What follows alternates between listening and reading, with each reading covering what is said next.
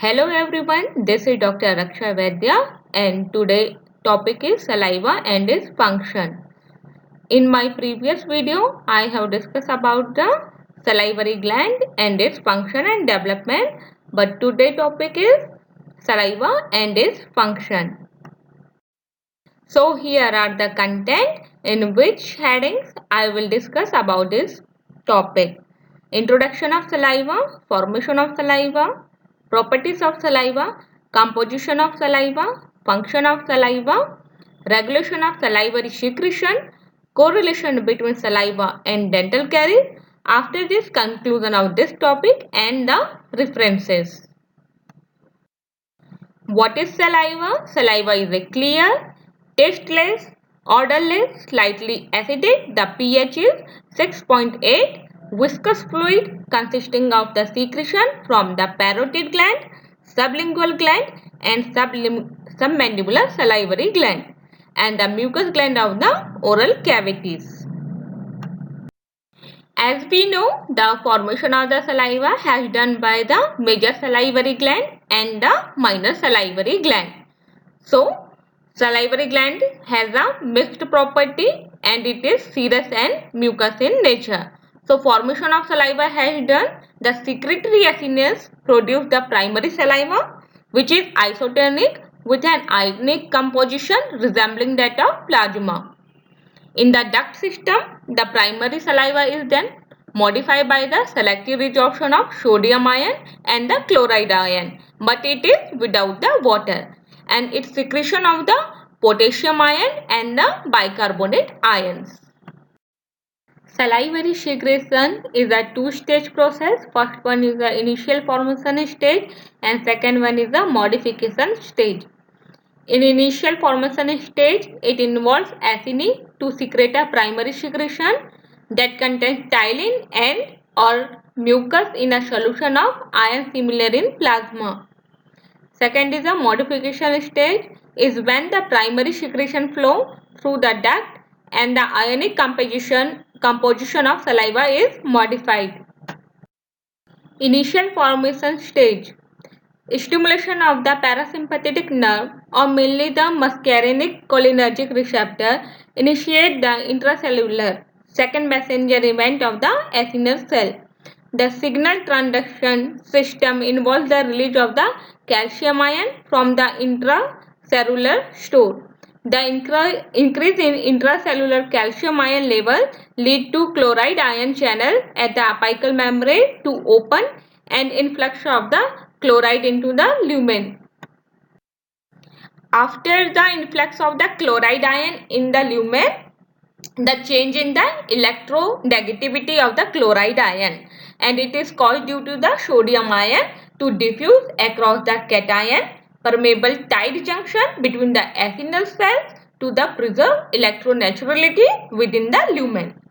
The net influx of sodium and chloride, it forms the NaCl, create an osmotic gradient across the acinus which draw water from the blood supply via tight junction and the saliva secreted in the lumen. This is the primary saliva and it is isotonic in nature just like a plasma have. So here are the content in which headings I will discuss about this topic.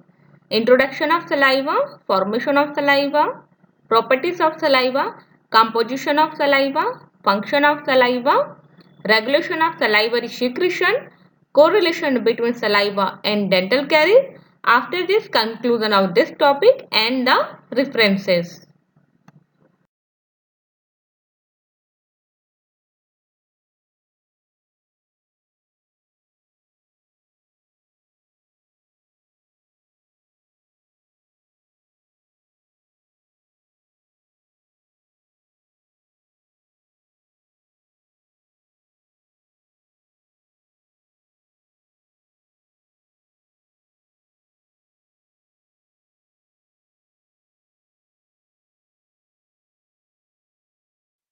After the formation of the CAMP, it taught to activate the protein kinase which may regulate the process by which cells release the content of their secretory granules. This involves the fusion of the granule membrane with the luminal plasma membrane of the secretory cell, followed by rupture of the fused membrane. After this, it releases the content of the granule comprise a wide variety of protein which are unique in nature to saliva and so biological function of particular importance of oral health. Properties of saliva. First one is the volume of saliva. 1000 to 1500 ml of saliva is secreted per day. It is approximately about 1 ml in per minute. Contribution of each major salivary gland is parotid gland involvement is a 0.04 ml per minute. Submandibular gland involvement is a 0.1 ml per minute in the resting time. Second time is a stimulated time. The flow of the rate is the whole saliva is 2 to 5 ml per minute. The involvement of parotid gland is a 1 to 2 ml per minute and the submandibular gland involvement is a 0.8 ml per minute. The pH of the whole saliva is between the 6.7 to 7.4. The pH of saliva which is secreted by the parotid gland is 6 to 7.8 and the pH of the submandibular gland salivary secretion is a more alkaline. Second one is a reaction of the saliva. It is mixed saliva from all the gland is slightly acidic in nature and the pH is 6.35 to 6.85. The specific gravity of the saliva is a range between the 1.002 to 1.012. The tonicity of saliva is hypotonic to plasma. Composition of saliva. Saliva has a two main ingredient, water and the solid. Water is 99.5% present and the solid is a 0.5% only. In water, organic substance and solid is a inorganic substance. In organic substance, there is a enzymes and the other organic enzymes are present. In enzymes, amylase, maltase, lingual lipase, lysozyme, phosphatase, carbonic anhydrase and kallikrein enzymes are present. In other organic, the proteins mucin and albumin is present, blood group antigen, free amino acid, non-protein nitrogenous substance like urea, uric acid, creatinine, xanthin and hypoxanthins are present. In an organic substance, there is some gases and some element. The gases is present oxygen, carbon dioxide and nitrogen. In element, here it present the sodium, calcium, potassium, bicarbonate ions, bromide, chloride and fluorides. Organic substance which is present in the human saliva. So first one is an enzyme. This is a amylase. It is a calcium metalloenzyme and it appears to have digestive function. Second organic substance is lactoferrin. It is iron binding protein and with or without the iron it can be degraded by some bacterial protease. Histatin's enzyme, it is a group of small histatins rich protein and it is a potent inhibitor of Candida albicans growth. Second one is a cystatins. It is an inhibitor of the cystatin protease bacteria and are the ubiquitous in many body fluid. It is considered to be protective against the unwanted proteolysis like a bacteria, bacterial protease and the lyse leukocytes. Lingual lipase enzyme. It is secreted by the von Ebner glands of tongue. It involved in the first phase of the fat digestion. It is important in digestion of milk fat in the newborn. It hydrolyzes the medium to a long chain triglyceride. It is highly hydrophobic and readily enters the fat globules. Sixth one is the saccharidins. Calcium phosphate salts to dental enamel are soluble under the typical condition of pH and the ionic strength. Supersaturation of calcium phosphatase maintain the enamel integrity. So, saccharidins play an important role in maintain the enamel integrity.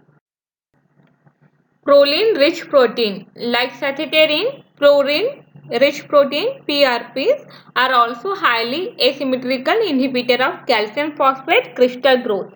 Inhibition due to first 30 residue of negatively charged amino terminal end present in the initially formed enamel pellicle and in mature pellicle. Next organic substance is mucin. Mucin lacks precise folded structure of globular protein. It is asymmetrical molecule with open, randomly organized structure, polypeptide backbone with CHO side chain.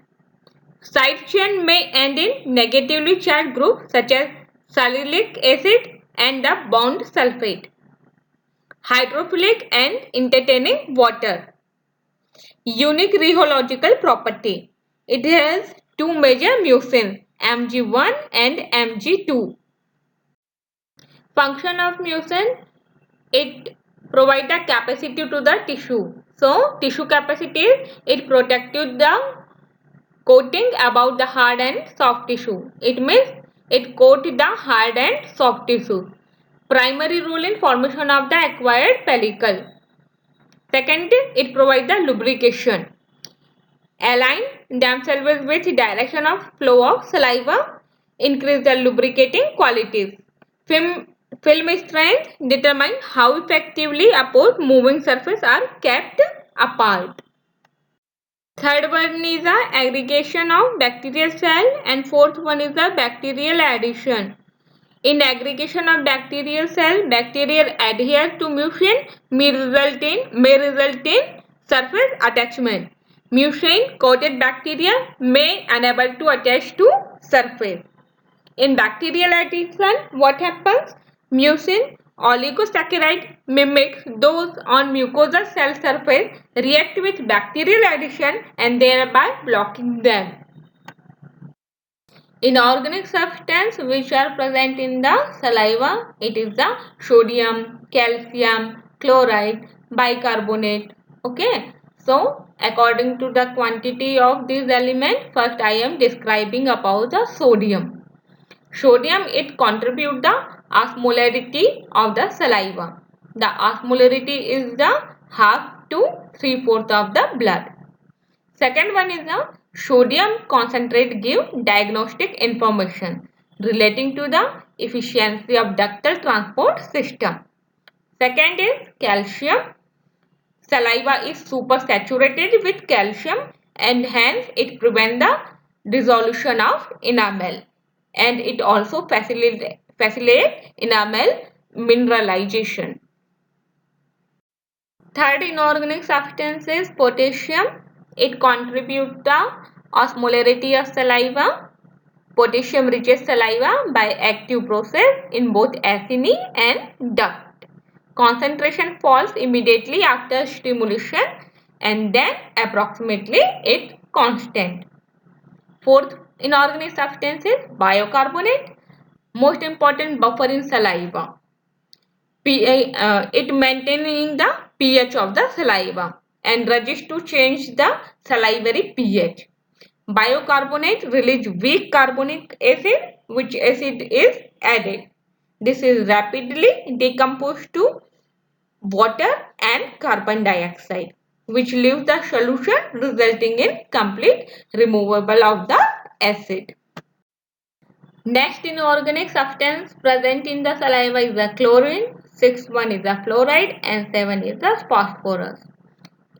Chlorine ion is present in the saliva. It contributes the osmolarity of the saliva.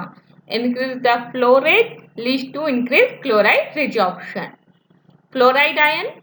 Fluoride is well known for its anti-caries properties. Peak concentration of fluoride in gland saliva are observed some 30 to 60 minutes after the ingestion of fluoride dose. Phosphorus. It is actively transported into the saliva, probably mainly in the acini, but possibly also in the ducts. Function of saliva. Saliva is very essential part. Since it has many functions, it often leads to many difficulties. Preparation of food for the swallowing, appreciation of taste, digestive function, cleaning and protective function of saliva, role in speech, excretory function, regulation of body temperature, and the regulation of water balance. These all are the function of the saliva. So first one I am discussing about the preparation of food for the swallowing. When food enters the mouth, saliva moisten it and dissolve it. The mucous membrane of mouth is also moistened and masticated food is rolled into a bolus. The motion of saliva lubricate the bolus and facilitate the swallowing process. Second one is the appreciation of taste. Taste is a chemical sensation. Saliva by its solvent action dissolve the solid food substance so that the dissolved substance can stimulate the taste bud. The stimulated taste bud recognize the taste, like a taste is sour, bitter, sweet and salty. Digestive function of saliva. As we know, in saliva there are many enzymes present which help in the digestion of the food. So digestive function, saliva has a three digestive enzymes, namely the salivary amylase, maltase and the lingual lipase. Salivary amylase, this is an enzyme which help in digestion of the carbohydrate. Salivary amylase is a carbohydrate and it is a splitting enzyme which split the carbohydrate in by the amylolytic process. It acts on cooked or boiled starch and convert it into a maltose. Major part of it occurs in the stomach because the food stays only for a short time in the mouth. The optimum pH necessary for the activation of salivary amylase is a 6. The salivary amylase cannot act on the cellulose. So, we cannot digest the cellulose in oral cavity. Second enzyme is maltase. The enzyme maltase is present only in trace in human saliva and it converts the maltose into the glucose. Third one is the lingual lipase enzyme. The lingual lipase is secreted from the serous gland, which is situated on the posterior aspect of tongue. It digests milk fat. It hydrolyzes the triglyceride into the fatty acid. Next function is the saliva is a cleansing and protective function. Due to the constant secretion of saliva, the mouth and teeth are rinsed and kept free from food debris and shed the epithelial cell and the foreign particles. In this way, saliva prevents bacterial growth by removing material which may serve as culture media for the bacterial growth. The enzyme lysozyme of saliva which kills the some bacteria such as Staphylococcus, Streptococcus and the Brucella. Mucin present in saliva protect the mouth by lubricating the mucous membrane of the mouth. Role in speech. By moistening and lubricating the soft part of the mouth and lips, saliva help in speech. If the mouth is dry, articulation and the pronunciation become difficult. Excretory function. Substance both organic and inorganic are excreted in saliva. It excreted substances like mercury, potassium iodide, lead and thiocyanate, which are harmful for the body. Saliva also excreted some viruses such as those causing rabies and mumps.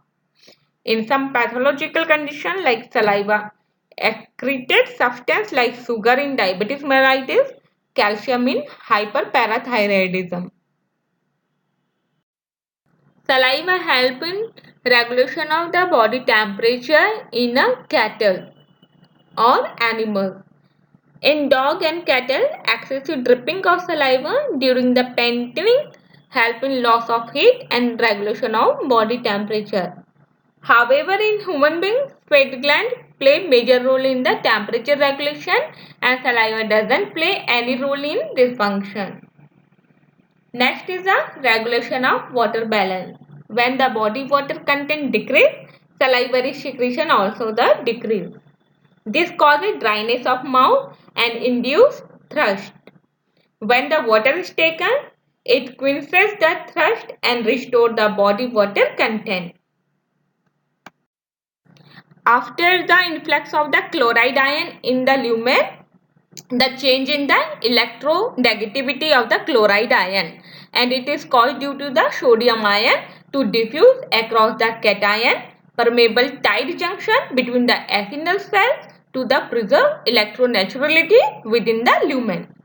The net influx of sodium and chloride, it forms the NaCl, create an osmotic gradient across the acinyls. Regulation of salivary secretion. Salivary secretion is regulated by the nervous mechanism and it has a reflex phenomenon. Salivary reflexes are two types, unconditioned reflex and the conditioned reflex. Unconditioned reflex, here the secretion of saliva when any substance is placed in the mouth is called the unconditioned reflex. It is due to the stimulation of nerve ending in the mucous membrane of oral cavity. This reflex is present since birth and hence it is also called the inborn reflex. So, unconditioned reflex is also called the inborn reflex. Conditioned reflex. It is totally different from the unconditioned reflex because when the condition is arises, this reflex will be happen. So, secretion of saliva by the sight, smell, hearing or thought of food is called the conditioned reflex. It is due to impulses arising from the eye, ear and nose. It is an acquired reflex or needs previous experience. So, conditioned reflex we also known as a acquired reflex, but the need of the previous experience. Correlation between saliva and dental caries. It is capable of regulating the pH of the oral cavity by the help of its bicarbonate content as well as the phosphate and the amphoteric protein constituent. Increase in secretion rate usually result in an increase in pH and buffering capacity. Because of its calcium and phosphate content, it helps to maintain the integrity of the teeth and maintain the healthy environment of oral cavity.